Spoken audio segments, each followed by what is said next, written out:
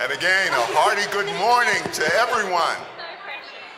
We are ready. We are ready to get this day started in a somewhat melancholy way because we are on our last day. So I trust that everyone had a wonderful evening.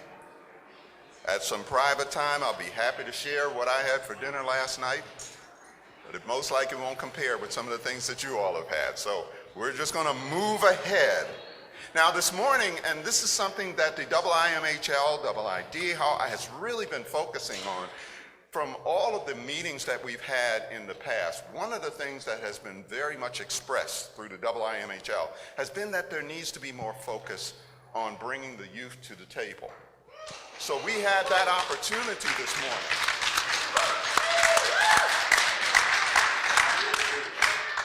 With the group that is with us today. And without further ado, I'm going to introduce to all of you Johanna Bergan, who's the Executive Director of the Youth Move National. And we're going to turn it over to her, and she will take it from here. Thank you very much. Good morning. Thank you, Brian. Hello, everyone. As Brian said, I'm Johanna. I'm honored to sit on this stage with amazing youth advocates from across the globe. I have been a part of the Youth Match earlier this week and the networking yesterday and today, and there are so many epic rock star youth leaders within our midst. So if you have not connected with us yet, please do. We are challenging ourselves to think about the future. And we are challenging ourselves to think about the future that would be co-designed and co-created with young people. And so our panelists this morning are going to introduce themselves in their own words to share their work with you as we start our opening question. I have heard so much wisdom from each of the amazing individuals on this stage this week, and I'm so excited you get to hear from them. We understand and hold close to our hearts how vital it is to include the perspectives of lived experience in our systems design, and that was central to our match experience and our entire time here at IIMHL. So with that, I want to give you all the time. I'd ask each of you to tell us who you are and to share with us what you want the future of the mental health field to be in 50 years. Tunchai. Idlanatea, Sisi Tunchai Sulie, Wabamikwanakwe, White Feather Woman. I'm Dene and Métis from Treaty 8 in the Northwest Territories, Northern Canada. In my culture, I am to introduce myself into the space and introduce my perspective and where I'm speaking from. And so I'm speaking as a two-spirit Dene Métis young woman. I am speaking from the perspective of a intergenerational residential school survivor. I also have a Master of Indigenous Social Work, so I carry that with me. For myself, I would like to, in 50 years, ideally sooner, I would like to see a psychologist and a traditional healer's expertise valued in the same way. I would like to see a psychologist and traditional healers' expertise, knowledge, and credentials to be valued in the same way. So I would like to see, rather than the way that we think about mental health and approach mental health in this Western paradigm and Western worldview, I would like folks to begin shifting that paradigm to the Indigenous paradigm and the Indigenous worldview. And I think those things can also coexist, and they can coexist together. And what often happens in the mental health world is that Indigenous perspectives or Indigenous modes of healing and Indigenous systems are having to try and fit themselves into this Western and mainstream system. But what I would like to see is for us to be operating from this Indigenous perspective and Indigenous worldview from these Indigenous systems and bring in the Western and mainstream modes of healing that work with us. And so flipping that, vice versa. Yeah, that's what I would like to see.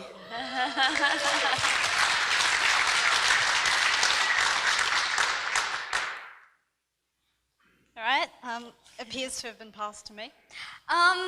This is a difficult question. In 50 years, I will be 50 years older. There are so many things I'd like to see.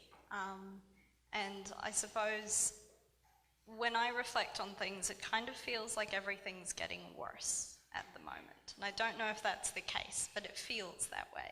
And I would like us to feel like things are no longer getting worse. And I feel like the solution to that is us all, not just the people in this room, but everywhere, knowing what mental health looks like. And not just having awareness, but having competence. We had conversations earlier yesterday on a panel about how when someone has a broken arm, we generally know what to do. Why does everyone not know what to do when someone's struggling? And how do we get to a place where everyone does know what to do? And how do we get to a place where we acknowledge that some people have always known what to do? Thank you. Slight backtrack, I'm Manisha, I'm from New Zealand. I work at Werry Workforce Whāraurau, that's workforce development, and I have a master's degree assessing the health effects of economic policy, so you'll hear a bit of that from me. Kia ora e te whānau, ko Kahurana ki te maunga, ko Ngāruroro te awa, ko Ngāti Kānunu ki Hiretonga te iwi, ko no Aotearoa ahau ko Taisha tukuingoa. I am Taisha and I am Indigenous New Zealand Māori, and when I introduce myself and my culture, I relate back to my lands and the places that my ancestors came from to acknowledge the importance of the land to our health and many aspects of our life. In 50 years, I would like the health system to not be representative in this linear line that we always try to box it in, and that we're trying to cram all of these Western ideas into this box that we Indigenous people don't fit into. It's not representative of us, it's not representative of our narratives. It's deductive of our people, and it reduces us to statistics. Like Tunchai has already said, I want our knowledge to be held as valid. We've had this knowledge and we've got this knowledge now. Yesterday I was actually given a framework that was from an Indigenous, Native, Indian, American, and these knowledges aren't shared around the world globally. We have the opportunity to do so in this room and to take these back to our countries and to provide our Indigenous people with the strength to know that their knowledge is valid, and it always has been. I'd like our system to not be so separated as it is. We often in New Zealand operate within a system where it's Western, it's Māori, and Māori have always been willing to collaborate, but where's the action from the other system? Where's this expectation for us to come to the table and to put all of our cards there, but for none of them to play theirs? Thank you.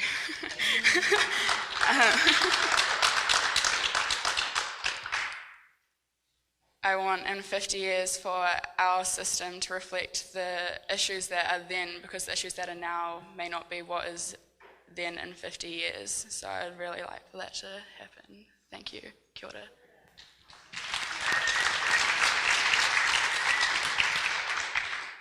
Hello everyone, my name is Faith Abio. I am from Australia. I grew up in Australia. I came to Australia as a refugee in a very young age from a camp called Kakuma Camp. All my life I grew up in Australia.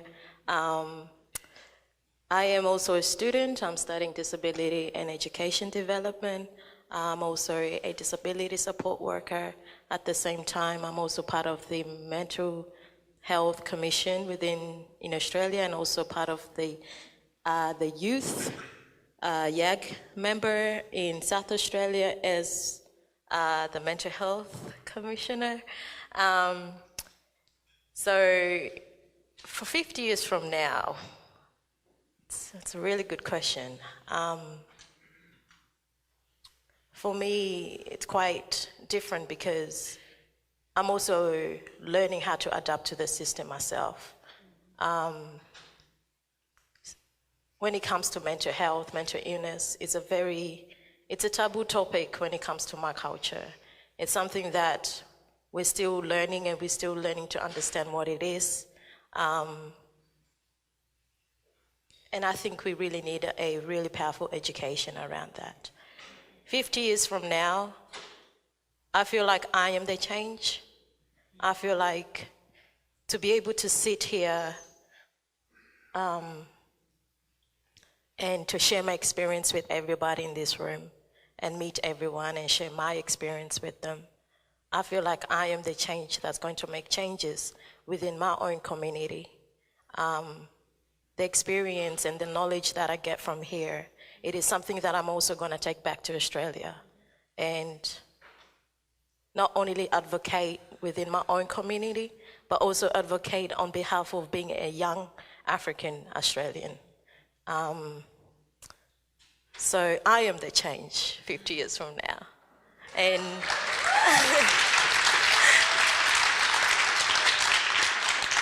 and what I would love to see is that down the track, I would love this room to be filled with different multicultural background, especially young people all over the world. Thank you.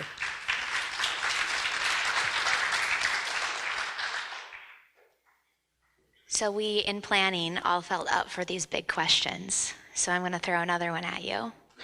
You just painted an epically beautiful picture of the future that looks different from what it looks like today. But I want to know how we're going to make it happen.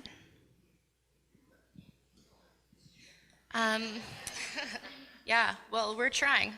And there are young people, and not just young people, there are people everywhere who are like desperately fighting for these changes now. And I mentioned yesterday in the panel that was taking place is I'm often in spaces like these, and I'm often coming to conferences and events like these, and it's often the same conversations, and it gets really exhausting and gets really frustrating when that same conversation is being had over and over again, and we aren't seeing the change that we know that we can see. And as my friend over here mentioned, is so many groups of folks have the answers. Young people have the answers. We have the answers. We know what needs to happen, but why isn't it happening? So what are we doing individually to advocate, to stand up for others, to uplift others, to do that work in the best way from a place of compassion, from a place of openness and understanding of different perspectives? How can we do that work ourselves within our organizations, within our communities, but also how can we have those conversations within our own families? How can we start difficult conversations with the people around us? Because it's not just limited to the work that we're doing day to day. This change starts within the home. It starts at a really basic level, and it starts by having those conversations with people who maybe aren't used to having those conversations.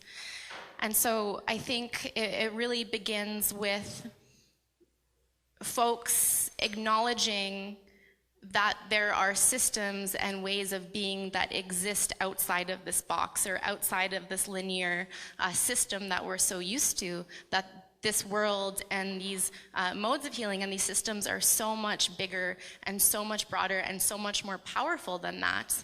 And it's only when we step outside of this system that obviously isn't working that we can see that there are so many other ways to go about this work. So I think it starts by acknowledging, it starts by educating yourselves, educating the people around you, and then validating different perspectives, validating different knowledges, validating different ways of knowing, and then advocating for not just yourself and what you're doing, but for advocating for all of these people in community who are actively already trying to do this work. What can you do to advocate and uplift for the people who are already trying to make this change?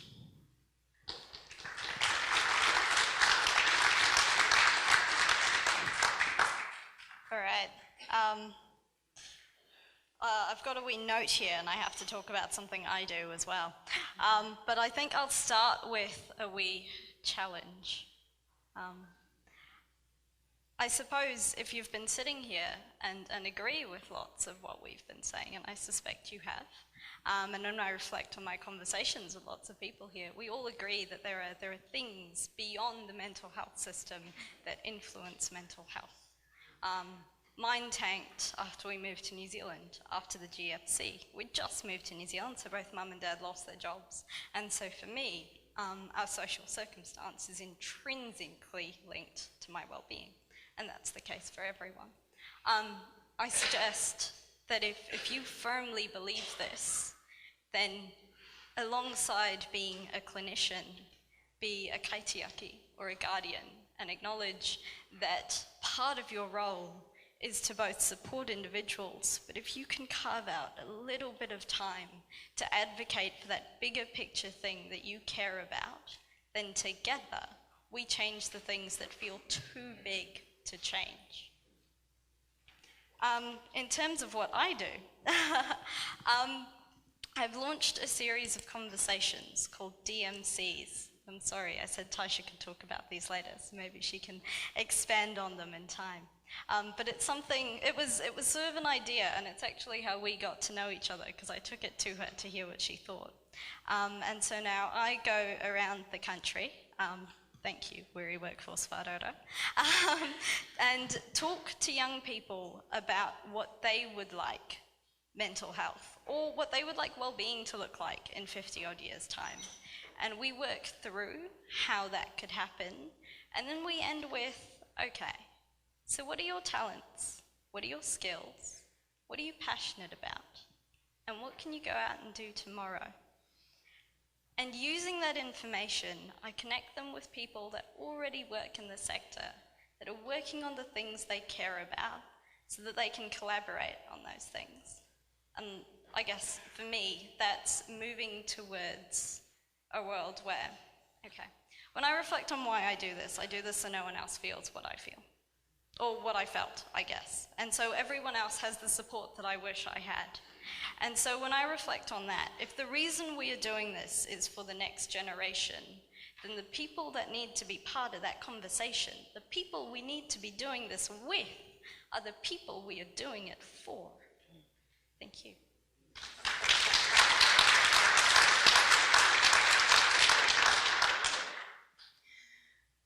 I think over this conference there's been a lot of talk about we're hearing and we're listening, but to actually make something come into play we need to act. And I think a lot of our countries refuse to do so. It's all about putting this band-aid solution on things that have been open and bleeding for years now. And I do pose a challenge to take this back to your countries, to actually have these conversations that might be hard to start, but in the long run provide such better outcomes for our people as a whole. In my culture, we have this thing called a kete, and it's about collaborative efforts and the weaving of these efforts together, and that can be on any level, whether that be through countries, whether that be through systems, whether that be through the different cultures that we have present here in this room and around the world. And also in my culture, we have a thing called tino rangatiratanga, which is about the self-determination of people, and trusting that these people know what they're going to do and how they're going to do this, and that what they're going to do is going to work for their people, because services in 50 years should be by communities and for communities, with the help of their governments to support them through the obligations that they have. Thank you.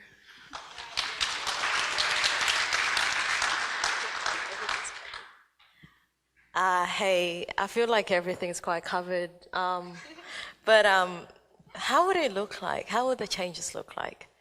I mean, we're all here for a reason, right? We all came here together for a reason. We all gathered here because we're all here for one particular thing that we all want to make changes out of. How would it look like? It's exactly what I'm seeing around the room today. It took me a while to get me to the position that I'm at today. And that is because, not because of my background or not because of what I do or so on. It's just the passion and the love and what changes I want to make, not only just within my community, but also in Australia.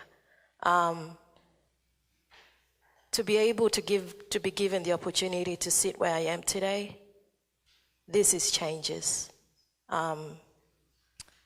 And I feel like it's the most powerful thing to be able to sit here and talk on behalf of a young member that's also representing Australia, and to share my experience and my knowledge with everyone. So that's how I see it. Yeah.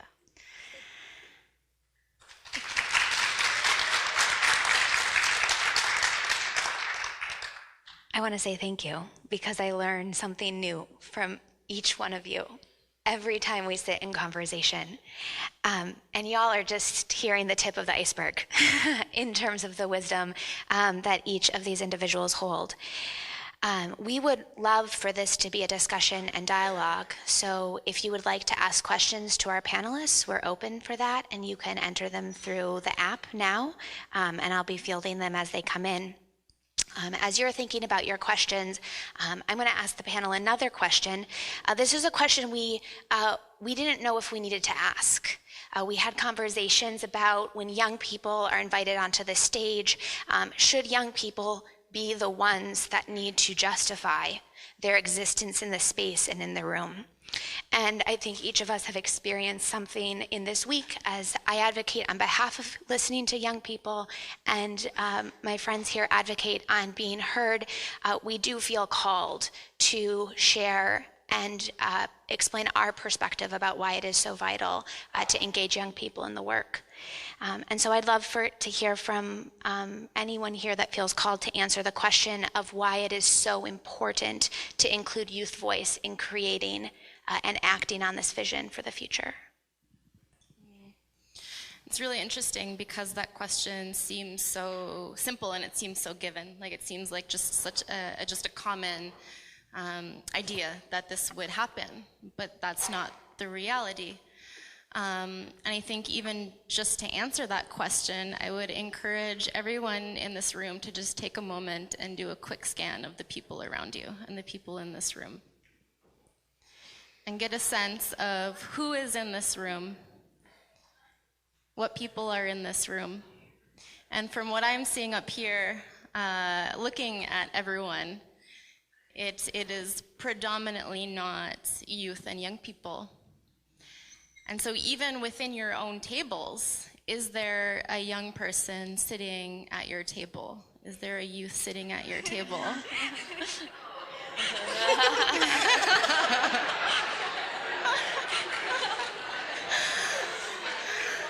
Nice try.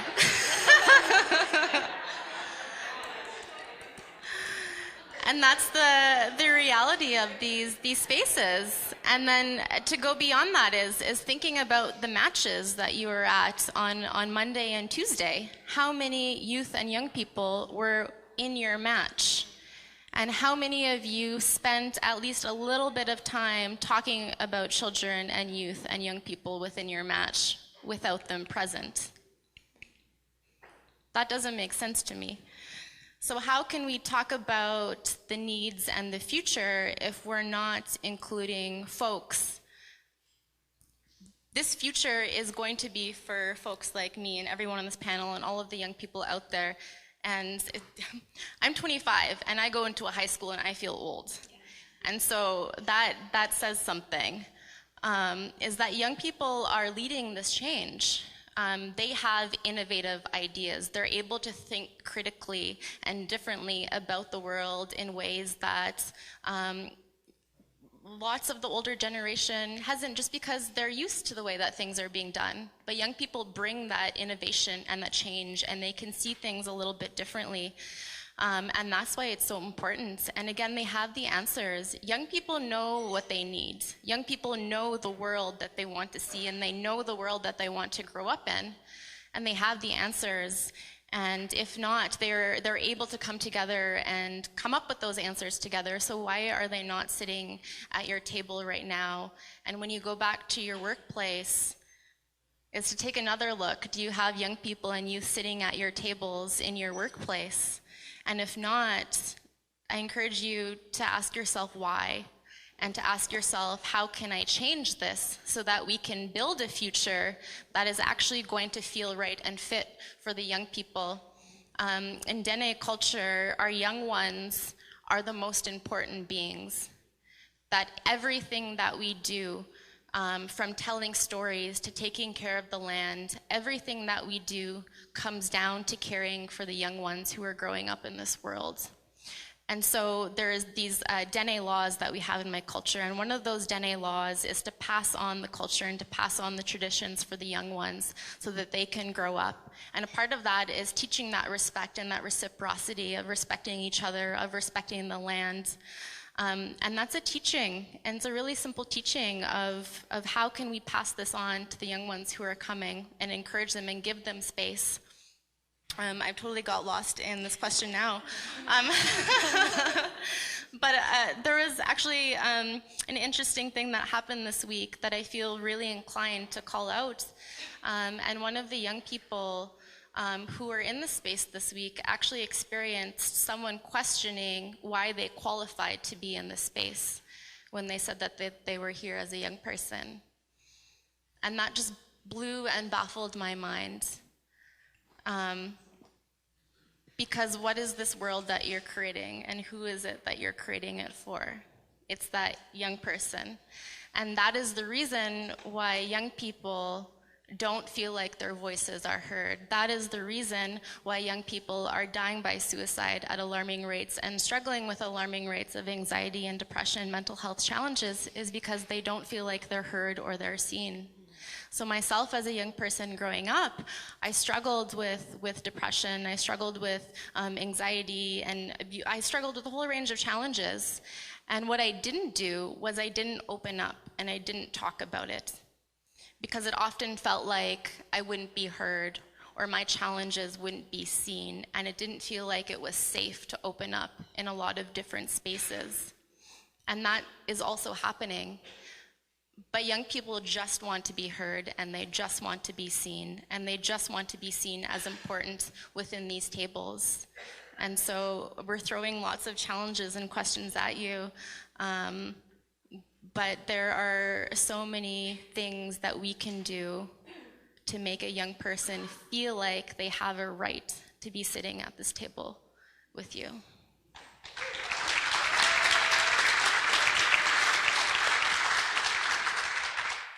I'm not sure there's much to add. I think two things really stuck with me from that. I think the first is, surely we're past doing things for people without them being part of it. So that sort of makes it a no-brainer on the one hand. I think the other thing I'd like to raise to you is that having young people in this space, as Tunchai touched on, and giving them that purpose is a form of healing and recovery.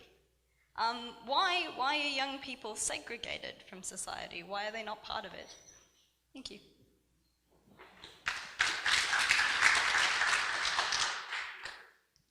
My answer is going to be pretty brief as well, because a lot has already been touched on, but I just want to say that as a youth, our realities and our truths should be enough to justify us a reason to be in this space, to discuss our own future and treatment.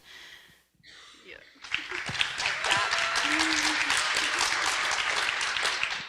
Yeah, I feel like everything's quite covered, but I'll just share something just a little.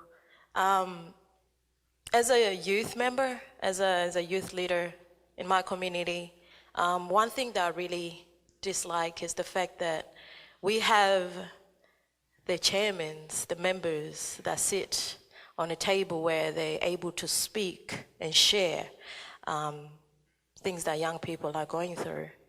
And that kind of stops me to also speak on behalf of the youth members. Now, we have a lot of crime within our own community, and that's because of this kind of issue where you don't give the opportunity for young people to actually share what they're going through. We are young people that also living in a country where we have to adapt in a culture. So we have two cultures that we have to adapt to. Now, I just want you to think about your kids. What do you think will happen if you don't listen to them? Now, I grew up in a house where you have to fight for your voice to be heard. And it's like, there's just so much discrimination, and but how do you fight through that? how do I put my voice out there so people can hear exactly what I am going through? Now, coming from a cultural background, you're looked at as, especially when you're a girl, you're looked at as very stubborn. You get obviously called names and things like that. You're very stubborn, you don't listen. But why did you bring me to a country to give me an opportunity of education if you're not going to give me the voice to speak? And that is something that we are all battling. The voice of young people is the most amazing thing. And I'm sure right now you will not be sitting in this room if you don't want to hear us. I'm sure we are strong enough to make changes within everything, in the systems, in the education level, all sorts of things.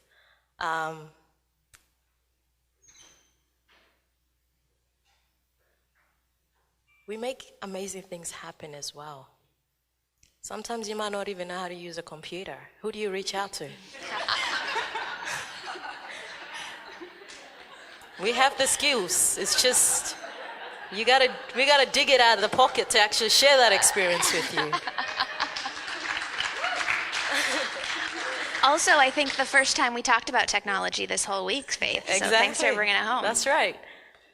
So yes, our voice is very powerful. And please give us the opportunity to stand out and speak, because that will change a lot of things within the system and the services that are there. Thank you.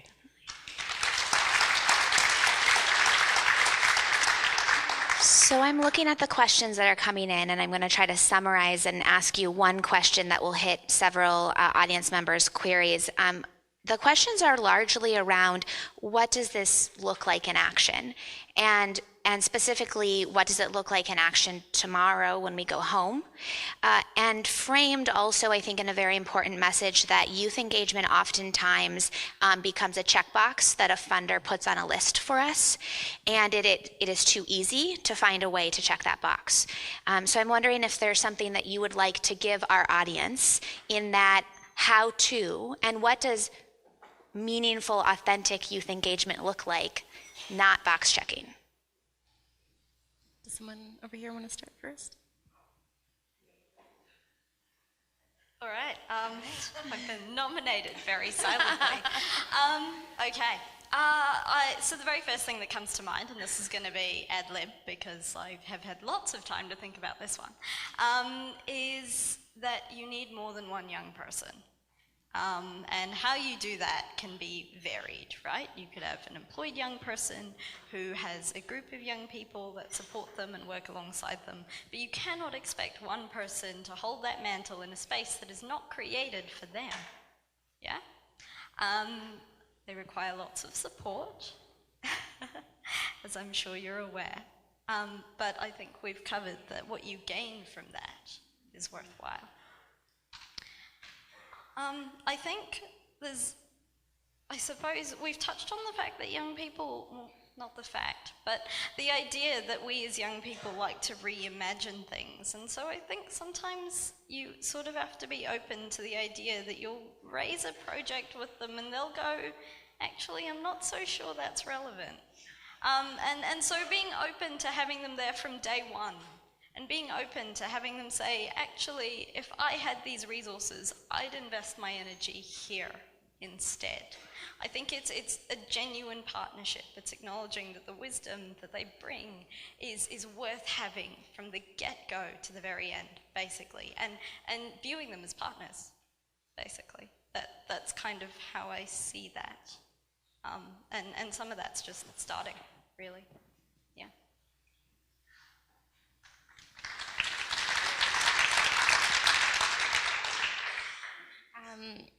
I just come back to that point of just conversation. And so even if it's, again, starting with your own kids or grandkids or nieces and nephews, is engaging in those conversations and thinking about how you have those conversations with those young people that you know. And how can that translate, look similarly or look differently with young people in the spaces where you're working. And so a big part of what we do and what I do is simply creating space for young people, and specifically, in my case, Indigenous young people. So it's less about like feeling like you have to be doing a lot, rather than just creating a space for young people to come together and exist and bounce ideas and converse. And so I mentioned this a few times, is sometimes we like to complicate things. And I'll share an example, is in Canada, there are a lot of Indigenous leadership who speak on behalf of the needs of young people. And they're naming all of these things that young people need in the communities. And myself and my organization going in and working with young people and sitting down and having those conversations and asking them what they need.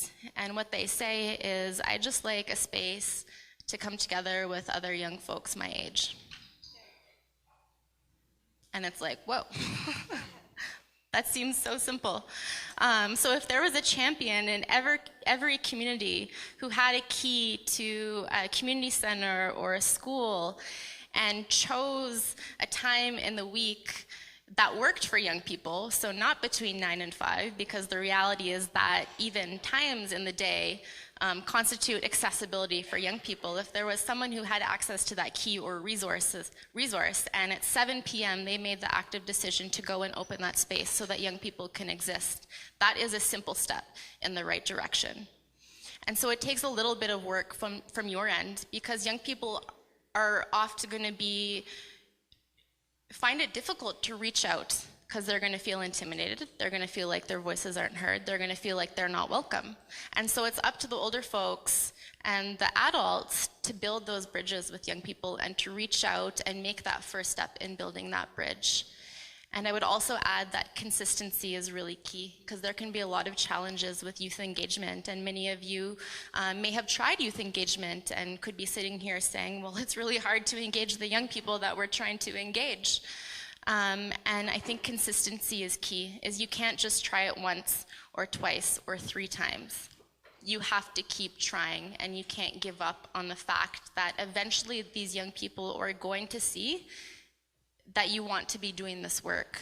Because so often I come into contact with young people who have been disappointed over and over and over again, because they've built trust with that counselor, they've built trust with that social worker, they've built trust with that adult, and then that relationship stops because that person leaves, that person changes positions, and it's really difficult for a young person to open up about their experiences and what they're going through over and over and over again to all of these different people, and eventually that wall goes up and they shut down because they're tired of restarting that conversation again.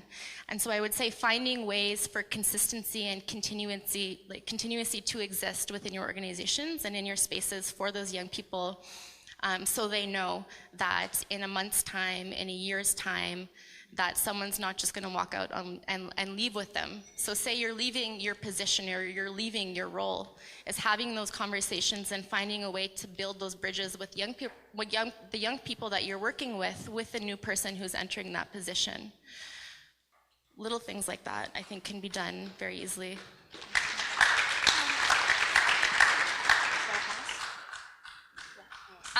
That raised something for me, so I'll squidge it in there very, very quickly.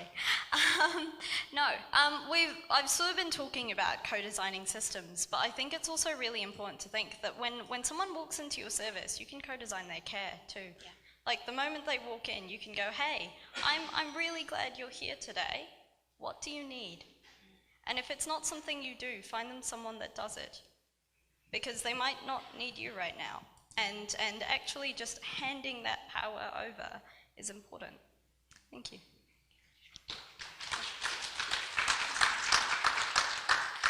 I just want to quickly add one more thing from my culture, which is kanohi ki te kanohi, which is face-to-face. These things don't need to happen through screens, or you don't need to be sending out someone to get these surveys and these results. You need to be doing it face-to-face with the people and leaving your titles at the door, so that when you walk into a room, you're actually speaking human to human rather than doctor to patient. To add on what she said, I was going to say that I think sometimes we forget that we used to be young once upon a time. I'm sure all of... So sometimes put your head down and actually just be yourself and just, just be who you are as a human. I literally hate to talk to a psychologist and they'll be like, so what is... It's like, come on. I want to have a human interaction. So one thing I do in my community is I organize a sport with the girls, and I find that was the easy way for them to express themselves. So I'm a soccer player myself. But one thing I've also learned is to also bring older people into this. They come there, they bring their parents, they bring their aunties, and just basically just having the sports going on, like they verse their parents in soccer or things like that, and just having those conversations about being a woman and sharing that experience together. And I feel that's the most powerful thing, because it's like you're sharing your experience when you used to be young and how you used to do things, and they're sharing theirs, and it's just a cultural exchange. And yeah. Very, very quickly. So an article just came out recently that over 50% of the youth generation today identify as LGBTQ plus or non-binary. Over 50% of the youth population in the United States identifies as LGBTQ and non-binary. As well, like Indigenous young people in Canada are the fastest growing population. And so we spent a time looking at stats and demographics, and they lead to this young population. So like as another very incredibly simple thing you do is can look at your intake forms, the forms that you're using to work with young people. Did they say male and female? Is there a third option, or is there an alternate option? So if over 50% of the population of youth today identify as LGBTQ and non-binary, and the forms that you're using to intake young people only say male and female, is that young person going to feel like they're going to want to access your service? No. So a very simple thing that you can do is add that third option for them. Thank you all for some of those more specific how-tos. I know that you've each prepared just a response to the what is happening in your world, in your country, that you really want the audience to take with them today. And so I want to open just an opportunity to reflect on that if you have thoughts. So I think the question was, what's the most inspiring thing that's happening in your country? And I took a bit of a different approach to this, and I said that rather than inspiring, it's more of an eye-opening situation in our country, that in our country there are these outlets for Māori health providers, which is Indigenous health, and there's these other ones that completely exist separate. And that the eye-opening thing is that while these spaces are there and they are present, that the voices aren't loud enough in our Western system.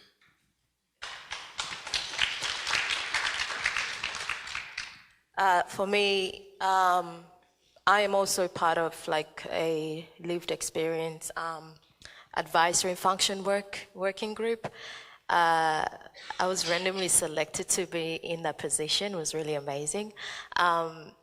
But the fact that I'm given the opportunity to actually sit there to share my experience, my culture experience, and actually give back to the community, it's amazing. So we are pretty much responsible on doing co-designing on how we can change the system and how people can access the system make it easier for people to actually access these systems. So I'm advocating there on behalf of my community, and I feel very grateful to be in a position to be given the voice to speak on the people who have the voice, to speak for the voice of the voiceless. Yeah. I'll keep it quick because we're running out of time. Just a plug against what I do. So I lead an organization called We Matter, and we started as a multimedia campaign. So we started as a campaign that filmed video messages with Indigenous young people and Indigenous community members of them sharing their story and sharing their narratives and sharing the things that they've gone through and the things that they've done to get through those really difficult times, and then offering that message of love and support to other young people who might be contemplating suicide or might be going through a similar thing. And we launched all of these videos on our social media and website in October 2016. And within 1 month of launching these initial 20 videos, we reached over 1 million people on social media, and that movement continued to grow and grow and grow. And so our way of reaching young people is through storytelling and narrative. Because as I mentioned a little bit earlier, is young people relate to other young people, and young people relate to people who have been through the things that they've also been through. And so sharing stories and sharing narratives and sharing experiences is a really, really powerful way for not just young people, but for anybody to feel like they're not alone in their experiences. And so finding ways, even yourself as a professional, to bring more humanness and compassion into the work that you're doing with young people, and finding ways to connect young people to other messages. And so that's what we do in Canada. Yeah.